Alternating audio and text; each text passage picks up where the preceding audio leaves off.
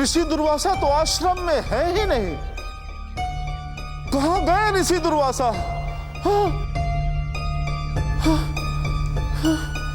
कहाँ जा सकते हैं वो?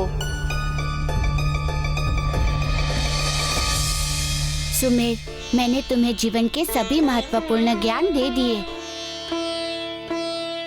सुमेर, मैंने जो कुछ भी तुम्हें बताया वो ज्ञान का सार है। इस ज्ञान को तुम्हें अपने जीवन में उतारना है, उस पर अमल करना है तथा इसी ज्ञान के अनुसार तुम्हें संसार में व्यवहार करना है, क्योंकि आचरण ही ज्ञान और ज्ञानवान व्यक्ति का लक्षण है। तथा इसका एक दूसरा पक्ष भी है जो मैं तुम्हें समझाता हूँ। संसार में ऐसे बहुत से लोग हैं जिनके पास संसार का पूरा ज्ञान है, किंतु वो अपने कर्मों से अज्ञानी हैं। इसलिए ज्ञान प्राप्त करना एक बात है और उसे जीवन में उतारना दूसरी बात। संसार में सच्चा ज्ञानी वही होता है जिसके ज्ञान और कर्म में कोई अंतर नहीं होता।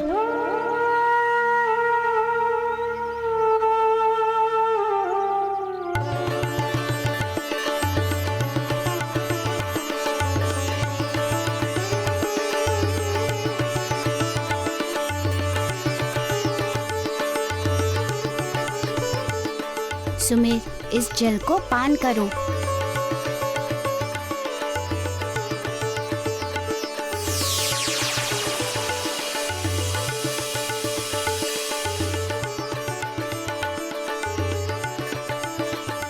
यह क्यों गुरुवर?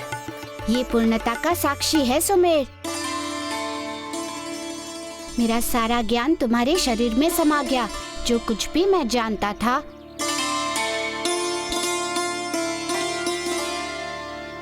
जितना कुछ भी मैं जानता था वो मैंने तुम्हें सच्चे हृदय से बता दिया। अतएव इस प्रकार तुम्हारी शिक्षा पूर्ण हुई।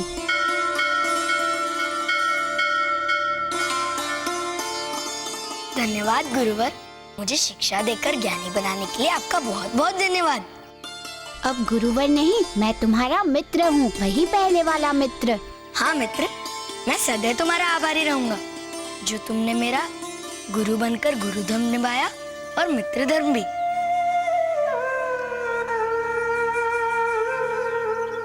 सुमेर, एक बात सदैव अपनी स्मृति में रखना कि संसार में अपने परिजनों की सेवा करने से बढ़कर दूसरा कोई भी धर्म नहीं होता। इसलिए तुम अपनी दादी और अपने पिता के पास जाओ, उनकी सेवा करो।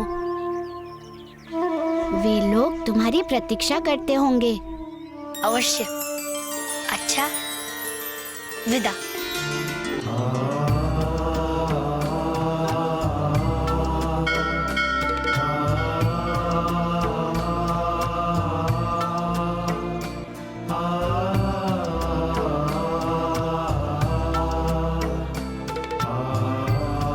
अब मुझे भी शीघ्र प्रस्थान करना चाहिए।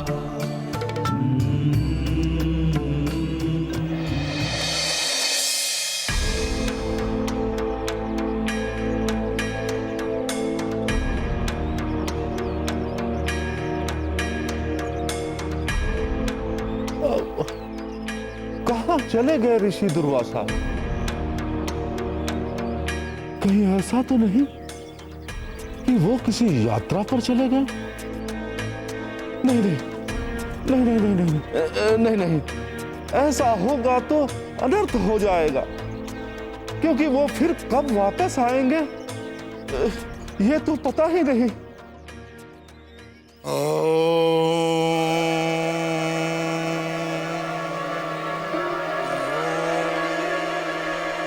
जब कोई आश्रम में है ही नहीं तो ये ध्वनि कैसे आ रही है? चलकर देखना होगा।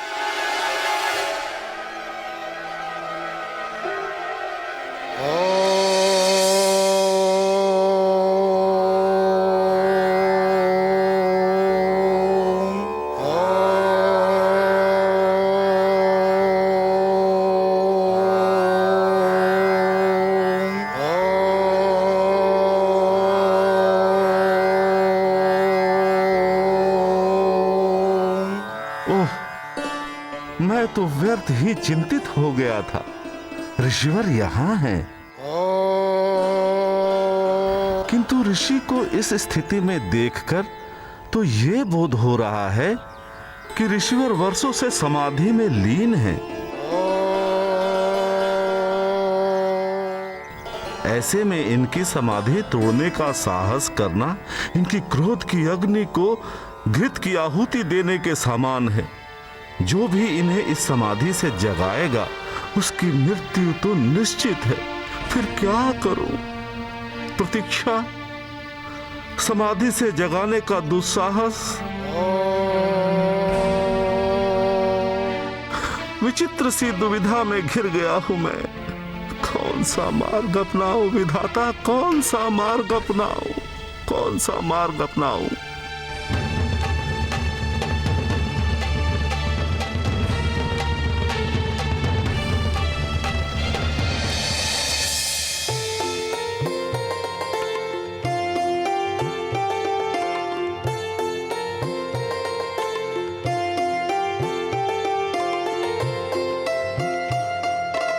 बहुत तीव्र प्यास लगी है। इस कुटिया में पीने को जल अवश्य प्राप्त हो जाएगा।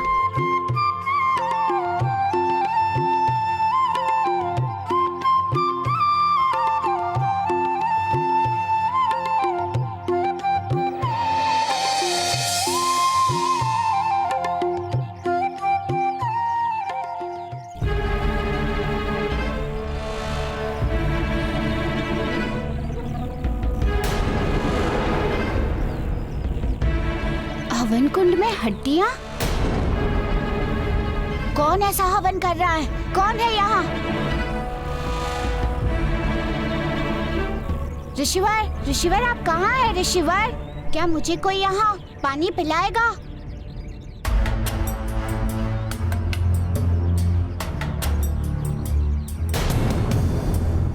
एक ऋषि के आश्रम की यह स्थिति, हवन कुंड खंडित, धर्म ग्रंथ इस प्रकार धरती पर बिखरे हैं। इस आश्रम की यह स्थिति हुई कैसे? किसने की होगी ऐसी स्थिति आश्रम की?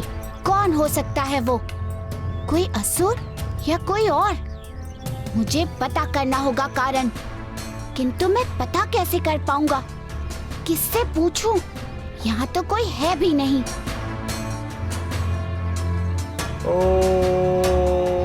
नहीं, कोई है आसपास। तभी तो मंत्रोच्चार की ध्वनि आ रही है। खोजता हूँ मैं मंत्रोच्चार करने वाले ऋषि को।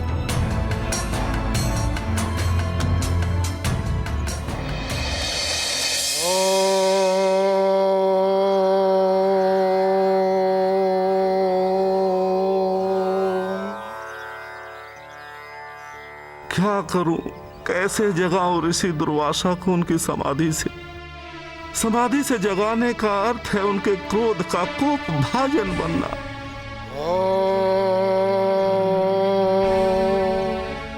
क्योंकि जब सामान्य स्थिति में ये इतने क्रोधी हैं कि मन के विरुद्ध होने पर श्राप दे देते हैं, फिर ये तो इनकी समाधि से जगाने की बात है। ये तो जागकर भस्म ही कर देंगे।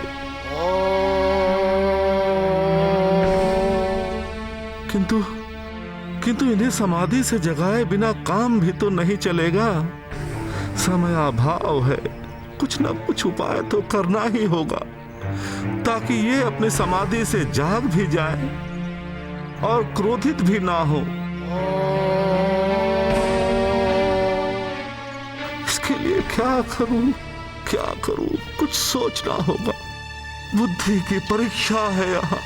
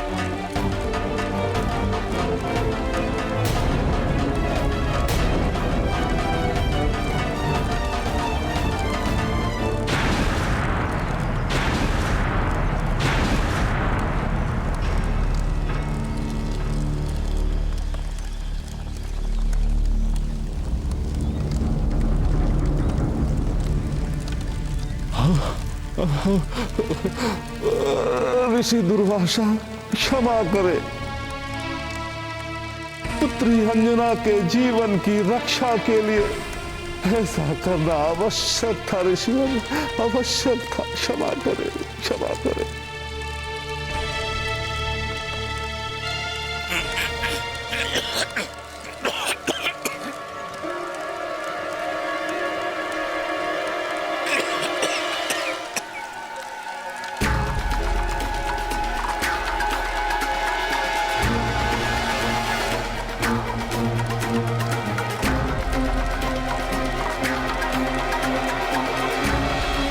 कौन दुष्ट है?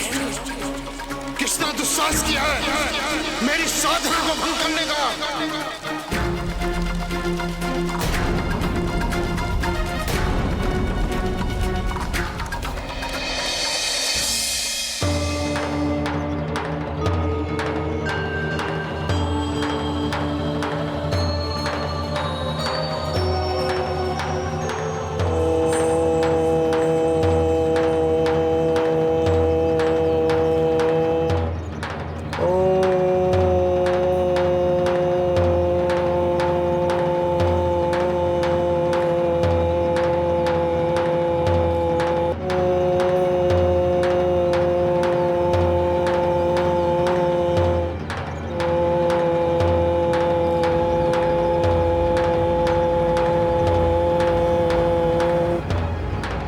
कैसी साधना है?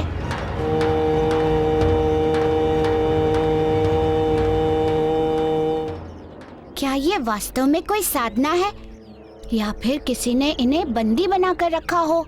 इस प्रश्न का उत्तर तो ऋषि देव ही देंगे, उन्हीं से पूछना होगा। ऋषिवर, ऋषिवर आंखें खोलिए ऋषिवर।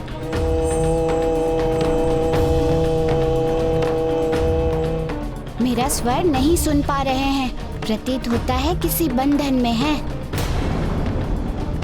मुझे इन्हें मुक्त करना होगा, तभी ये कुछ बता पाएंगे और मैं कारण को जान पाऊंगा।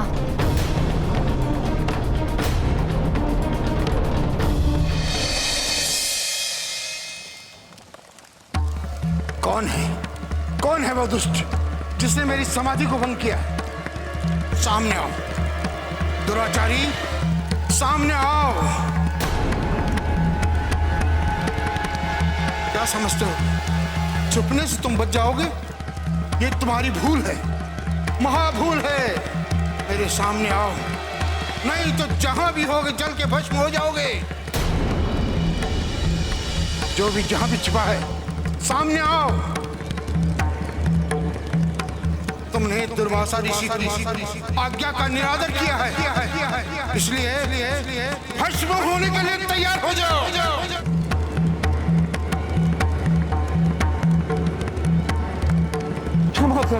क्षमा करे ऋषिवर, क्षमा करे।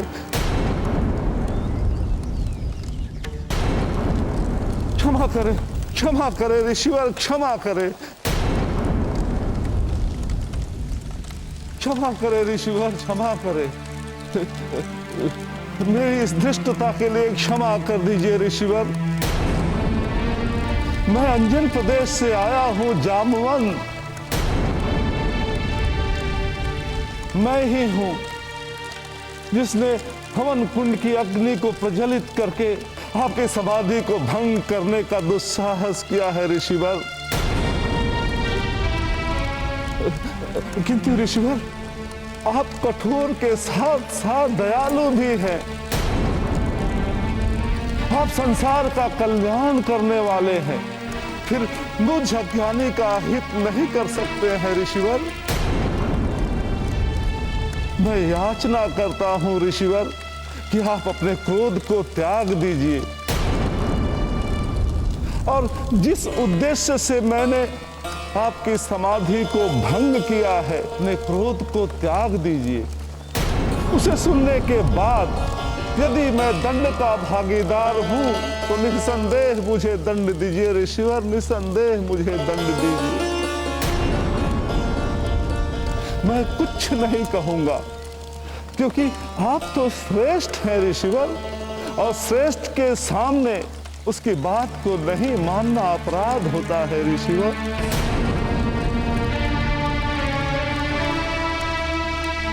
जामुन, आपने बुद्धिमत्ता दिखाई। आप मेरे सामने आ गए, नहीं तो मैं क्रोध में आपको भी श्राप दे देता। मुख से श्राप निकल जाने के बाद न तो वो वापस होता है और ना ही वो वापस आता है। जी ऋषिवर। किंतु जाम्बुन जी मेरे आश्रम तक पहुंचे, मुझे समाधि से उठाए, तो मेरे विचार से अवश्य ही कोई विशेष कारण होगा। आप सत्य कह रहे हैं ऋषिवर। एक विशेष प्रयोजन हेतु ही मैं आपके पास आया हूं। हाँ, कहिए। आपके सामने आया हूं ऋषिवर, किसी के जीवन की रक्षा की आस लेकर। किसके जीवन की रक्षा? हाँ ऋषिवर, बहुत समय पहले की बात है। आपने कुबेर देव की एक अप्सरा पुंजिकस्थला को श्राप दिया था।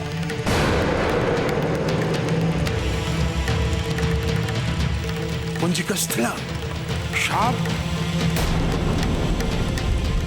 पुंजिकस्थला स्मरण है मुझे।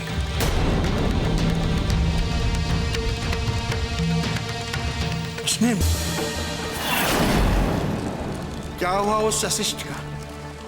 ऋषिवर, आपके श्राप के कारण पुंजिकस्थला का जन्म पृथ्वी लोक पर अंजना के रूप में हुआ,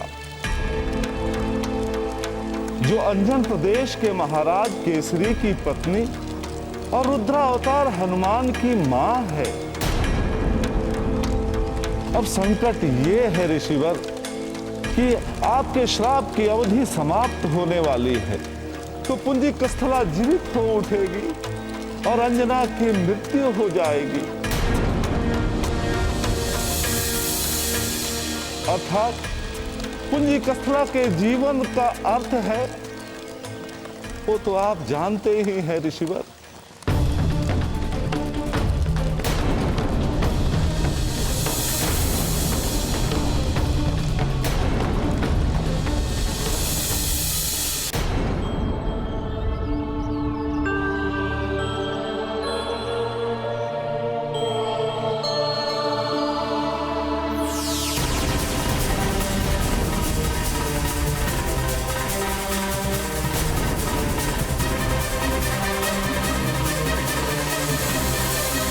ये साधारण बंधन नहीं है, ये मायावी बंधन है। और ये मायावी बंधन ऐसे नहीं खुलते। मुझे इस बंधन को खोलने के लिए अपनी शक्ति का प्रयोग करना होगा।